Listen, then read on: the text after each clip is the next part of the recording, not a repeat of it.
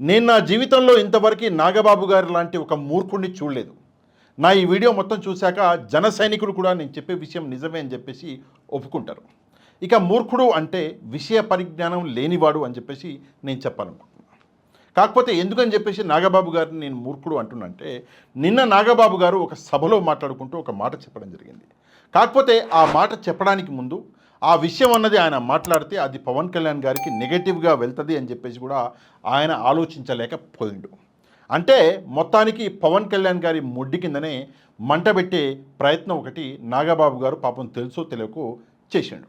ఇక ఏంటా మాట అంటే, ముందుగా ఈ వీడియో కొంచెం జాగ్రత్తగా వినండి. కూటమి ప్రభుత్వం వచ్చి 7 నెలలు అయింది. ఇంకా అచ్చేయలేదు, ఇచ్చేయలేదు, ఆ స్కీమ్ రాలేదు, ఈ వెల్ఫేర్ స్కీమ్ రాలేదని నోటుకు వచ్చినట్లు వాగే వైసీపీ గూండాలకి, కుక్కలకి. ఈ వీడియోలో నాగబాబు గారు వైసీపీ వాళ్ళని గూండాలు అంటున్నాడు, కుక్కలు అంటున్నాడు. ఆ విషయం పక్కన పెట్టేయండి. వైసీపీ వాళ్ళు కుక్కల, సింహాల అది రాబోయే ఎలక్షన్లలో తెలుస్తుంది. ఆ విషయం ఇంపార్టెంట్ కాదు. కానీ ఈ వీడియోలో నాగబాబు గారు ఒక మాట చెప్పడం జరిగింది. ఏంటంటే, మేము వచ్చి అంటే కూటమి వచ్చి 7 నెలలు మాత్రమే అయింది, మేము హామీలను అమలు చేయలేదు అని చెప్పేసి మమ్మల్ని విమర్శిస్తున్నాడు అని చెప్పేసి నాగబాబు గారు చెప్పడం జరిగింది. కాకపోతే ఎక్కడ పవన్ కళ్యాణ్ గారి ముడ్డి కింద మంట పెట్టిండు అంటే, అసలు పవన్ కళ్యాణ్ అనే వ్యక్తి అంటే డిప్యూటీ సీఎం పవన్ కళ్యాణ్ గారిని ఎవరు విమర్శించడం మర్చిపోయారు. హామీలు ఏవైతే ఉన్నాయో ఆ హామీలు అమలు చేయలేదు అని చెప్పేసి టీడీపీని, మన చంద్రబాబు నాయుడు గారిని విమర్శిస్తుంది అపోజిషన్ పార్టీ అయినటువంటి వైసీపీ. అది కాకుండా ప్రజలందరూ కూడా టీడీపీని విమర్శిస్తున్నారు. 7 నెలలు అయిపోయింది, ఇంతవరకు ఇస్తానన్న ఒక్క హామీ కూడా ఇవ్వలేదు. వైసీపీ ఉన్నప్పుడు మా ఇంటికి ఎంతో కొంత సంవత్సరానికి వచ్చేది, 6 నెలలకు వచ్చేది, 3 నెలలకు వచ్చేది, మిమ్మల్ని నమ్మి మీకు ఓటేస్తే ఆ వచ్చేది కూడా రాకుండా పోయింది అని చెప్పేసి ప్రజలు ఈరోజు టీడీపీని, చంద్రబాబు నాయుడు గారిని చాలా ఘోరాతి ఘోరంగా విమర్శిస్తారు. అది కాకుండా మన చంద్రబాబు నాయుడు గారి ఒక సభలో ఆయనకి నిరసన సెగ కూడా జరిగింది. మీరు ఆల్రెడీ చూసుంటారు. ఎక్కడ కూడా ఈ సినిమాలో పవన్ కళ్యాణ్ గారు లేనేలేడు. పవన్ కళ్యాణ్ గారి వైపు ఎవ్వరూ మళ్ళీ కూడా చూడలేదు. ఆయనను విమర్శించాలన్న థాటే ఎవరికి రాలేదు. ఎందుకంటే వచ్చిందే 6% ఓట్లు ఉన్నది. అంటే ఫస్ట్ టైం ఎమ్మెల్యే అయ్యిండు పవన్ కళ్యాణ్ గారు. 6% ఓట్లు వచ్చిన వ్యక్తిని ఏం ప్రశ్నిస్తామని చెప్పేసి వదిలేసారో, లేదంటే వైసీపీ దయదలిచిందో తెలియదు. కానీ పవన్ కళ్యాణ్ అన్న వ్యక్తి మాటే ఇక్కడ రాలేదు, ఊసే రాలేదు ఈ విమర్శలు. కానీ ఈరోజు మన నాగబాబు గారు పవన్ కళ్యాణ్ గారి మీద కూడా ఈ బురద ఏదైతే చంద్రబాబు నాయుడు గారి మీద వేస్తున్నారో ప్రజలు, మీరు మర్చిపోయారు, పవన్ కళ్యాణ్ కూడా ఇందులో ఒక భాగస్వామ్యుడే, పవన్ కళ్యాణ్ మీద కూడా బురద వేయండి అని చెప్పేసి నాగబాబు గారు గుర్తు చేసినట్టు అయింది. ఇంకో విషయం చెప్తాను. కొన్ని రోజుల నుంచి పవన్ కళ్యాణ్ గారు కొంచెం ఈ 6 హామీలకి దూరంగా ఉంటున్నాడు. కొన్ని రోజుల నుంచి కాదు, ఎలక్షన్లు గెలిచినప్పటి నుంచి కూడా ఈ 6 హామీలకు కొంచెం దూరంగానే ఉంటున్నాడు. ఈ 6 హామీల విమర్శలు తన దాకా వస్తాయి, ఈ 6 హామీలని అమలు చేయలేడు చంద్రబాబు నాయుడు అని చెప్పేసి పవన్ కళ్యాణ్కి బాగా తెలుసు.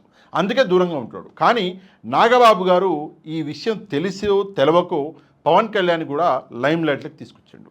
అంటే ప్రజలందరికీ నేనేం చెప్పాలనుకుంటున్నా అంటే, నాగబాబు గారు నిన్న మాట్లాడిన మాటలు ఏవైతే ఉన్నాయో ఆ మాటలు ఈరోజు పవన్ కళ్యాణ్ గారికి నెగటివ్గా వెళ్ళినాయి.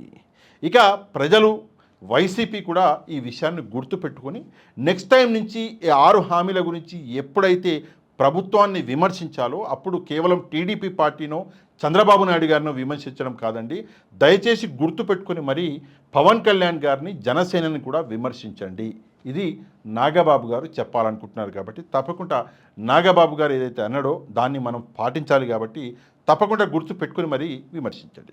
ఇక హామీల గురించి మాట్లాడితే ఒక్కసారి గుర్తు చేయాలి. కాబట్టి 6 హామీలను ఇవ్వడం జరిగింది. ఆ 6 హామీలని ఇచ్చి ఈరోజు 7 నెలలైనా కూడా ఇంతవరకు ఆ 6 హామీలలో కేవలం ఒక్క హామీని కూడా ఫుల్ ఫ్లెడ్జ్గా అమలు చేయలేక ఈరోజు కూటమి పార్టీలు పడుతున్నటువంటి అవస్థలు ఏవైతే ఉన్నాయో ఆ అవస్థలు నిజంగా దారుణం. అదీ కాకుండా కొన్ని సిగ్నల్ ఇస్తున్నాడు చంద్రబాబు నాయుడు గారు, నేను చేయలేను, నేను ఈ హామీలని పూర్తి చేయలేను, ఎందుకంటే ఖజానా ఖాళీగా ఉంది, నా చేతిలో డబ్బులు లేవు అని చెప్పేసి చంద్రబాబు నాయుడు గారు ఇప్పుడు ఓపెన్గా బహిరంగంగానే 2-3 సార్లు చెప్పడం జరిగింది. అంటే దీన్ని బట్టి చూస్తే ఈ 6 హామీలు అమలు అవ్వడం అనేది చాలా కష్టం. ఇందులో ఎట్లాంటి సందేహం లేదు. ఓపెన్గా ముఖ్యమంత్రి స్థాయి ఉన్నటువంటి వ్యక్తి నేను చేయలేను అన్నప్పుడు ఇక మనం దీని గురించి ఆలోచించవలసిన అవసరం లేదు. ఏదేమైనా కూడా చంద్రబాబు నాయుడు గారు ప్రజల్ని మోసం చేసిండు అన్నది ఎంత నిజమో, ఈ 6 హామీలలో భాగస్వామ్యం పవన్ కళ్యాణ్ గారికి కూడా ఉంది కాబట్టి పవన్ కళ్యాణ్ గారు కూడా మోసం చేసిండు ప్రజల్ని అనడంలో ఎట్లాంటి సందేహం లేదు. ఇక బీజేపీ గురించి మనం మాట్లాడితే బీజేపీ ఎప్పుడు కూడా అంటున్నట్టుగానే ఉంది కాబట్టి బీజేపీని మనం ఎప్పుడు బ్లేమ్ చేయలేము. ఎందుకంటే ఆ 6 హామీలు ఏవైతే ఉందో మేనిఫెస్టో ఏదైతే ఉందో కూటమిది, ఆ కూటమి మేనిఫెస్టో గురించి ఎప్పుడు బీజేపీ మాట్లాడలే. బీజేపీ ఎప్పుడు కూడా దూరంగా ఉంది మేనిఫెస్టోకి. అందుకే బీజేపీని బ్లేమ్ చేయలేం. కానీ పవన్ కళ్యాణ్ గారిని, మన చంద్రబాబు నాయుడు గారిని, జనసేనని, ఇటు టీడీపీని మనం అడగాలి, ప్రశ్నించాలి. మర్చిపోతున్నాం పవన్ కళ్యాణ్ అని చెప్పేసి నాగబాబు గారు బాధపడుతున్నాడు కాబట్టి నెక్స్ట్ టైం నుంచి తప్పకుండా పవన్ కళ్యాణ్ గారిని కూడా గుర్తు పెట్టుకొని మరీ ప్రశ్నించండి అని చెప్పేసి ప్రజలందరినీ కోరుతున్నా. అదే కాకుండా తప్పకుండా ఈ వీడియోని లైక్ అండ్ షేర్ చేయండి. ఎవరైతే మన ఛానల్ని సబ్స్క్రైబ్ చేసుకోలేదో తప్పకుండా ఛానల్ని కూడా సబ్స్క్రైబ్ చేసుకోండి. నెక్స్ట్ వీడియోలో మళ్ళీ కలుద్దాం. అంతవరకు థ్యాంక్ యూ వెరీ మచ్. జై హింద్.